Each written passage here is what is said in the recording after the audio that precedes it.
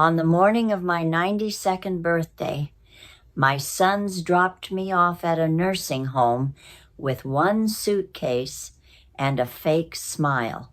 I still remember the sound that suitcase made rolling across the polished floor, slow, hollow, like it already knew I wasn't coming back home. The automatic door slid open with a soft hiss behind me and then closed again just as quietly, sealing me inside that place like a coffin lid. And my boys, they never turned around. Not once. I stood there holding my coat with these old trembling hands, staring through the glass doors as their black SUV disappeared down the road. No hugs, no happy birthday, Mama, no kiss on my cheek, just paperwork.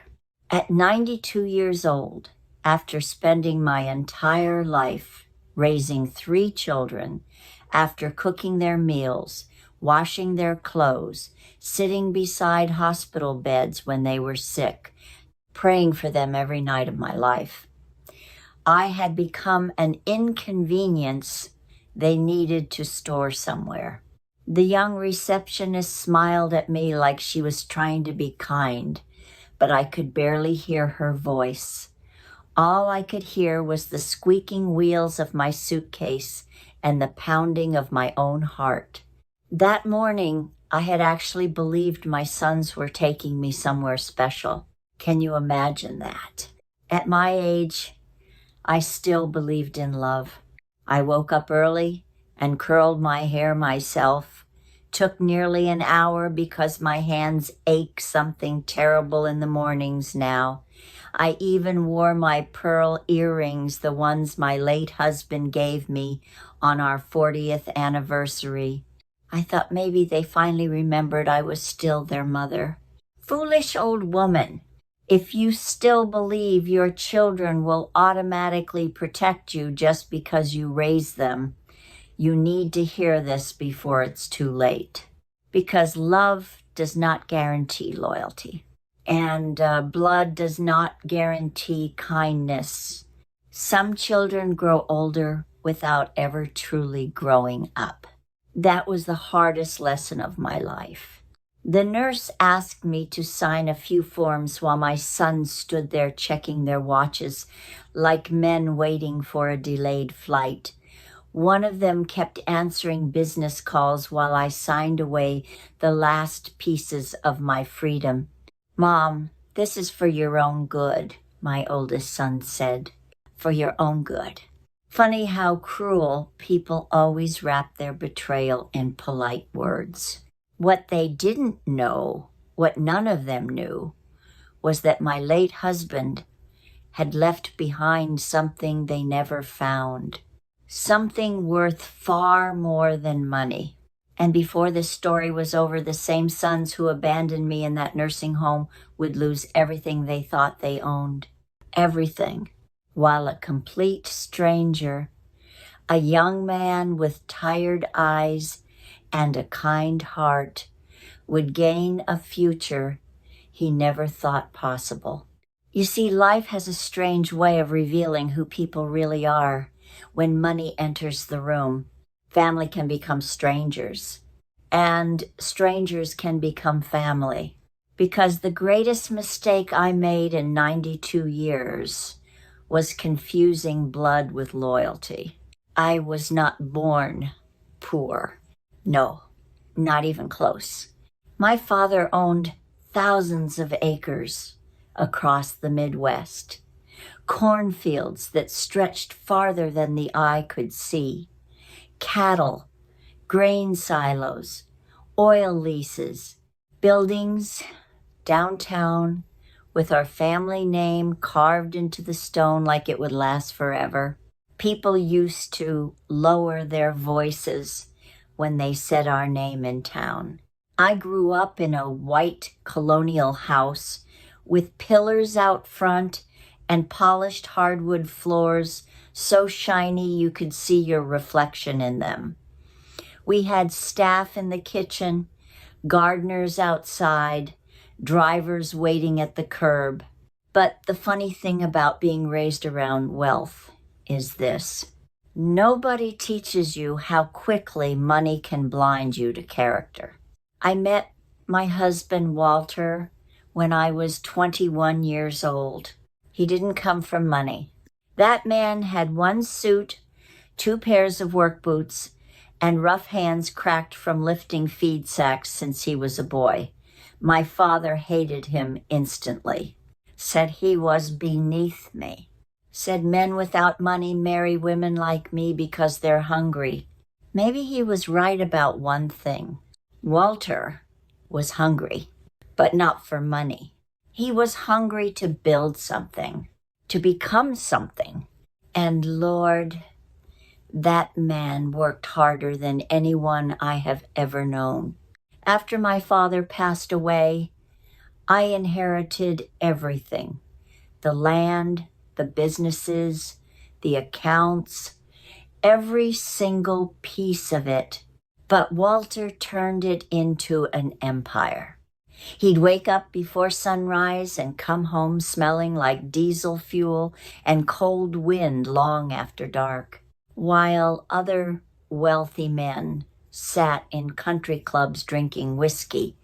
My husband was out checking crops himself with mud on his boots, and I loved him for that. We built a life together, brick by brick. Then came the children, 2 boys and 1 little girl, and that was where I made the biggest mistake of my life. Because we loved them so much, we never let them struggle, not once. My oldest son got a brand new Corvette on his 16th birthday with a red ribbon stretched across the hood. I still remember the look on his face standing in that driveway Christmas morning while snow fell around him. My daughter attended the finest private school in the state, wearing uniforms that cost more than some families paid for rent. Every Christmas looked like something out of a movie. Towering trees, silver ribbons, mountains of presents stacked so high you could barely see the fireplace. Walter used to laugh and say, "Let them enjoy it while they're young." And I agreed. God forgive me, I agreed. I stood behind those children every moment of their lives. I packed lunches, stayed awake through fevers, canceled vacations when they were sick, covered for their mistakes, protected them from consequences. Every time life tried teaching them responsibility, I stepped in first, because that's what mothers do, or at least that's what I believed back then. I thought love meant giving your children everything you never had to worry about. I did not understand that hardship is sometimes the very thing that builds gratitude inside a human heart. Walter tried warning me once. I remember it clear as yesterday. We were sitting on the back porch late one evening watching the boys argue over who got the newer car. Walter sighed real deep and said, "Angela, if children inherit comfort before character, the comfort destroys them." I got angry at him for saying that. I told him he was being too hard on them. But now I sit awake some nights, hearing those words echo through my head like church bells in an empty town, because he was right and I was wrong. The older our children got, the more entitled they became. Money stopped being something they respected. It became something they expected. And when Walter finally died, there was nothing left inside them strong enough to hold the family together. Only greed, only appetite. The day we buried my husband, the soul disappeared from that house. The hallways turned quiet. The chandeliers felt cold. Even the grandfather clock in the foyer sounded lonely. Tick, tick, tick, like the house itself was counting down towards something terrible. At first, my children pretended to care for me. Don't worry, Mom. We'll handle everything. You just rest now. But Walter built wealth with discipline. My children spent it with ego. They started selling parcels of land within months. Then came the endless business meetings, the expensive vacations, the new luxury cars, and slowly the Sunday dinners disappeared. Those dinners used to mean everything to me. The house filled with laughter, plates clattering, grandchildren running through the halls. Then suddenly, excuse. Busy this weekend, Mom. Maybe next Sunday. Can't talk long right now. Their phone calls became shorter. Their visits became rarer. Until eventually, I would sit alone at that enormous dining table, listening to the silence while my food went cold in front of me. And somehow, even then, I still did not see what was coming. But nothing prepared me for what they did on my birthday. On the morning of my 92nd birthday, I truly believed my children had finally remembered me. Isn't that pathetic? At my age, after all the silence and distance and forgotten Sundays, I still woke up with hope in my chest like a little girl. I got dressed slowly that morning. Took extra time fixing my hair because my hands shake now when I hold a curling iron.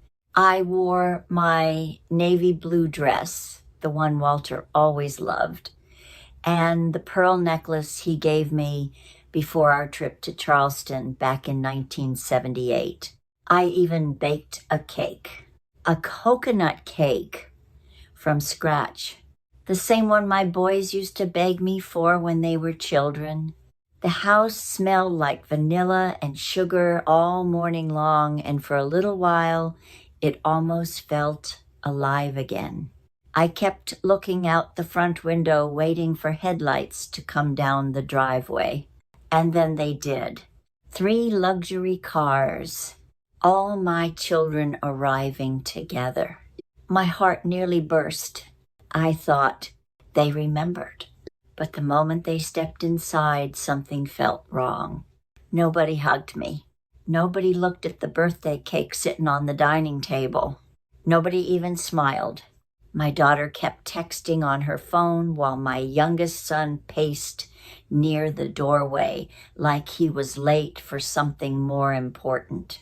Then my oldest son cleared his throat and said, "Mom, grab a coat and pack a small suitcase. We're taking you somewhere special." Somewhere special. Lord help me, I believed him. I packed my things, humming softly to myself like a fool. 1 small suitcase, a sweater, my medication, a framed photograph of Walter. That was all I brought from the home we built together over 60 years. The drive lasted nearly an hour. I tried making conversation, asked about the grandchildren, asked about the business. 1-word answers. Cold, flat, like strangers trapped in an elevator. Then we turned into a long driveway, and I saw the sign, Maple Grove Assisted Living and Memory Care. My stomach dropped so fast I thought I might faint.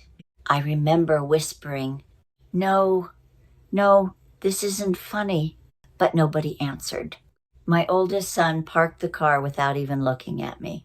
Then he said the words I will carry to my grave. "Mom, you can't live alone anymore. This is what's best. What's best."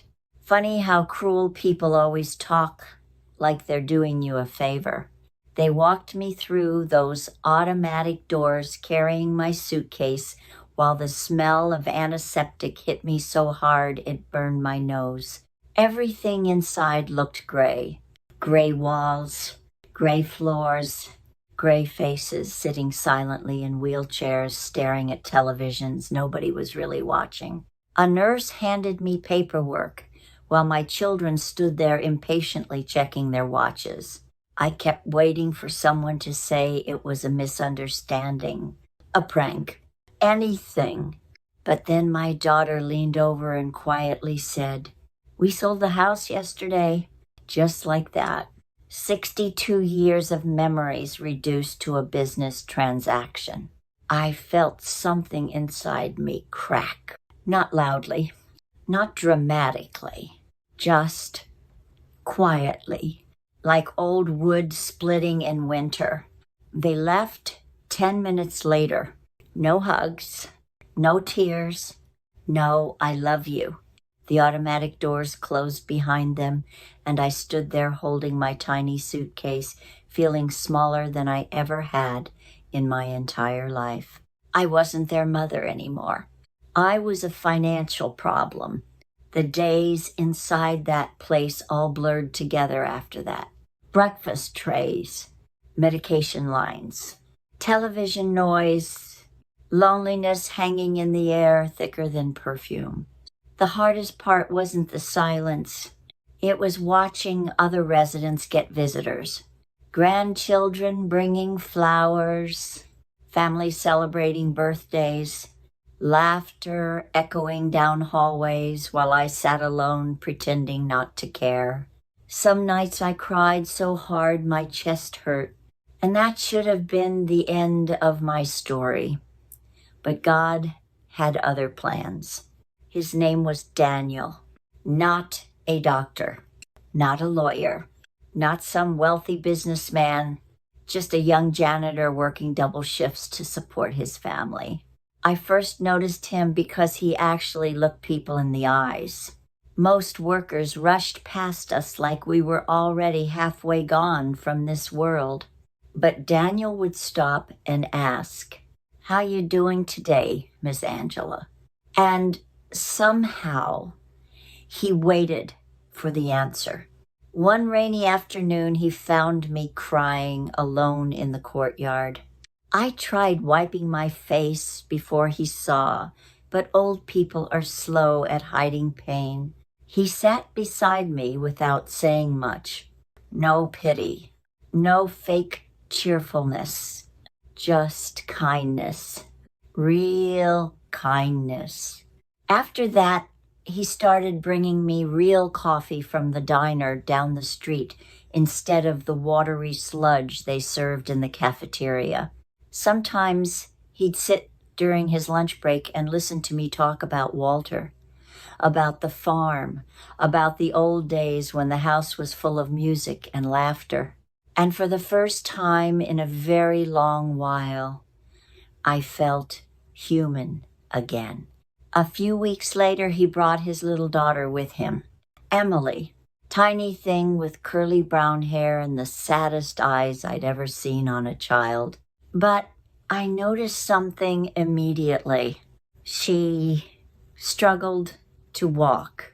One leg dragged slightly behind the other, and every few steps she winced in pain, trying to keep up with her father. I looked at Daniel and quietly asked, "Honey, what's wrong with that little girl?" And when I heard what that little girl needed, something inside me woke up. Daniel looked down at the ground for a long moment before answering me. Then he sighed, the kind of sigh that comes from a man carrying too much weight for too long.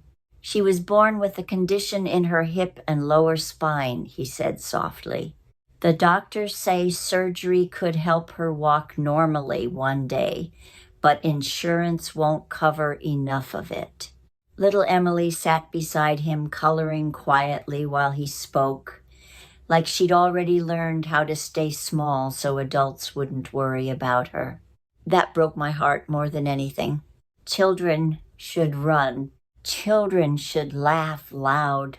Children should scrape their knees and chase fireflies and come home covered in dirt. They should not learn suffering before they learn joy. I asked him how much the surgery would cost. He hesitated, then finally whispered, "More than I'll ever be able to save." I looked at that little girl dragging her leg across the pavement, and suddenly, after months of feeling empty, something deep inside me came alive again. Not anger, not bitterness, purpose. You see, my children knew the value of every dollar I owned, but they never cared enough to learn where any of it came from. And that was their greatest weakness. My father grew up during the Great Depression. That man trusted land more than banks and silence more than lawyers. He used to say, "Governments fail, markets crash, but gold buried by your own hands stays where you leave it." Over the years, he built what he called ghost reserves, assets hidden away from taxes, wars, lawsuits, and greedy people.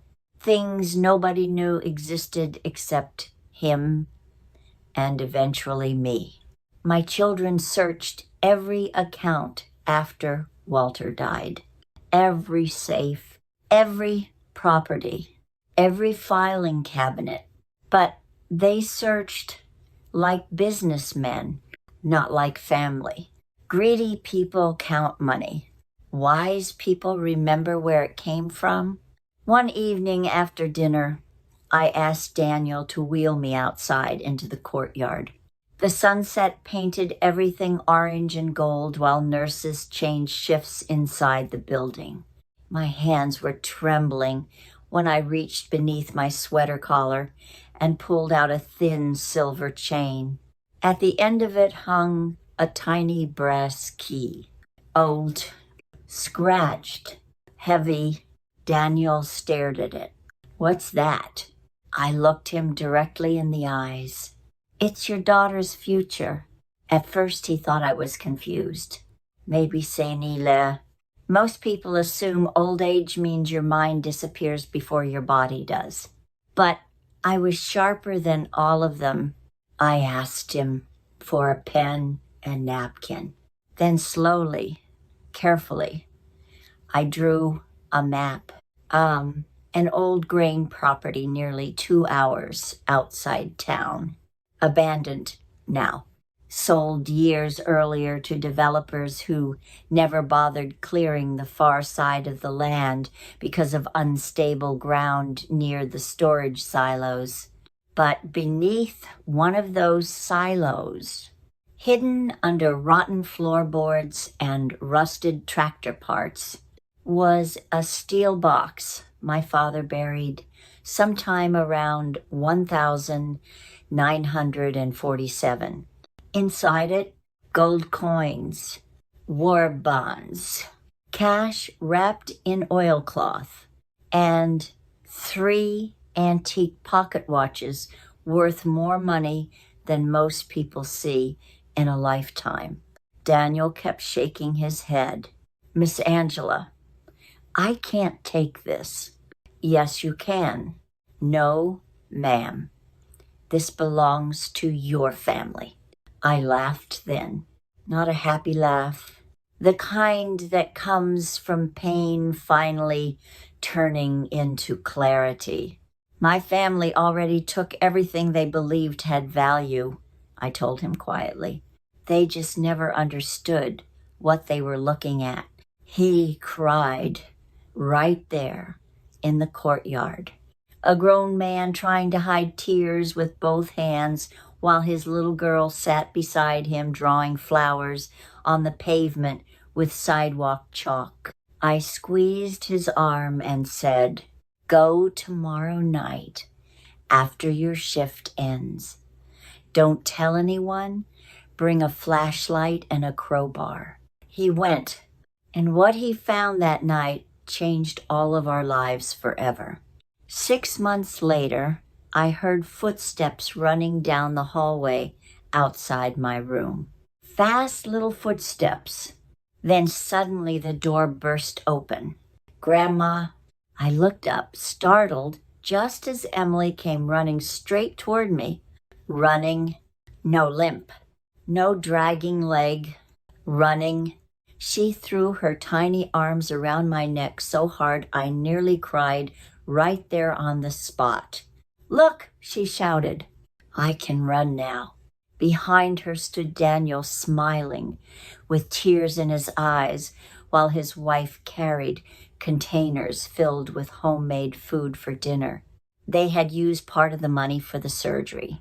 The rest helped them buy a small ranch house outside town with enough room for a garden, a swing set, and one extra bedroom. Mine. A few weeks later, Daniel walked into the nursing home carrying moving boxes. Pack your things, Miss Angela, he said gently. You're coming home. Home. I had not heard that word in a long time. And Lord, that first morning in their house felt like waking up inside another life. The smell of pancakes drifting from the kitchen, Emily laughing in the backyard, Daniel humming while fixing a cabinet door. Simple things, beautiful things. At dinner, we sat around one small wooden table, holding hands before the meal. No phones, no rushing, no pretending, just warmth, just kindness, just love.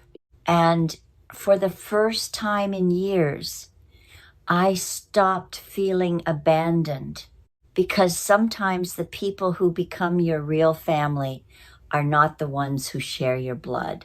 They're the ones who show up when everyone else walks away. But my children weren't finished with me yet. Of course, my children eventually found out. Greedy people always do. Somebody in town saw me living with Daniel's family. Then word spread about Emily's surgery, the new house, the money. And suddenly, after abandoning me for nearly a year, my children remembered I existed. They hired lawyers immediately, expensive ones. They accused Daniel of manipulation, theft, elder abuse, every ugly thing desperate people say when they realize the money is gone. I still remember walking into that courtroom with my cane tapping slowly against the floor while my sons refused to even look me in the eye. Not because they were ashamed, because they were angry that I had chosen someone else. The judge asked me one simple question.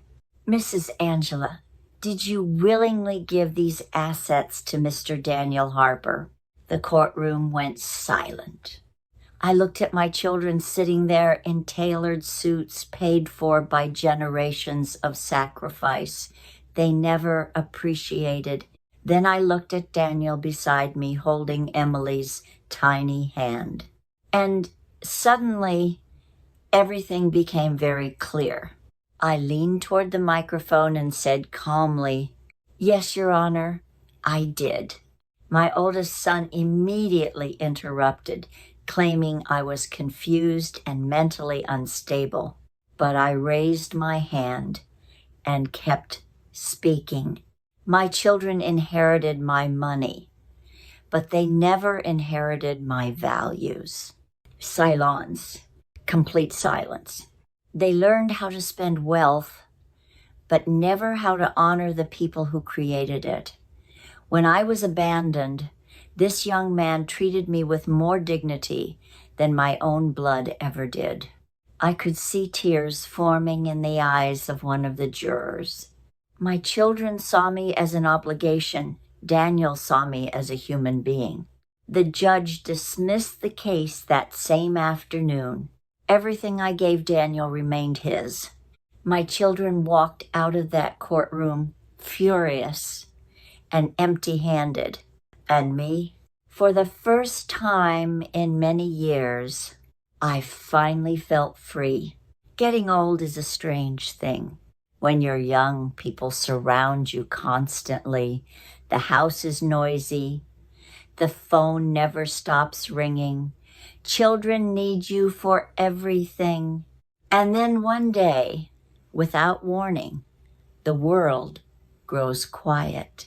The chairs around the dinner table slowly empty. The calls become shorter. The visits become rarer, until eventually you realize some people only love the role you played in their lives, not the person you truly were. That realization nearly destroyed me, but it also opened my eyes. You see, old age teaches you things success never can. It teaches you who sits beside your bed when you are weak, who listens when your stories become repetitive, who looks at you with patience instead of obligation, and most importantly, who still sees your humanity after your usefulness is gone. For most of my life, I believed sacrifice guaranteed love in return. I believed that if I gave my children everything, they would naturally protect me when I became fragile. But life does not work that way. Character is not inherited. Gratitude is not automatic. And love without respect eventually turns into entitlement. If there is one lesson I hope you carry with you after hearing my story, it's this: never hand your entire life to people who have never learned how to value yours. Keep something for yourself, your dignity, your independence, your voice. Because loneliness in old age is not just painful, it is dangerous, especially when desperation makes you ignore the warning signs sitting right in front of you. Time is short, and loneliness comes faster than most people think. One moment, you are hosting Christmas dinners for 20 people, and the next, you are eating soup alone in silence, wondering why nobody called. Wake up before the people around you show you who they truly are, not after. Before, and please understand something else. Family is not always blood. Sometimes family is the person who notices your tears in a crowded room, the person who brings you coffee without being asked, the person who sits down beside you when everyone else is too busy. That young man and his little girl gave me something my wealth never could. Peace, real peace. These days, my mornings are simple. I wake up to the smell of pancakes drifting through the house. I hear laughter in the backyard. I watch Emily run through the grass with her hair flying behind her while Daniel burns toast in the kitchen, pretending he meant to do it that way. And somehow, after all the heartbreak, I ended up exactly where I was supposed to be. Loved, not for my money, not for my name, just loved. So, if this story touched your heart in some way, maybe share it with someone who needs to hear it. Maybe a parent, maybe a friend growing older, maybe even yourself. And before I go, I'd truly love to know something. How old are you, and where are you listening from tonight? Leave it down below. I read more of those comments than you probably realize. They remind me the world still has good people in it. Well, I suppose I've talked long enough. Now, if you'll excuse me, Emily and I have a chess game waiting in the kitchen.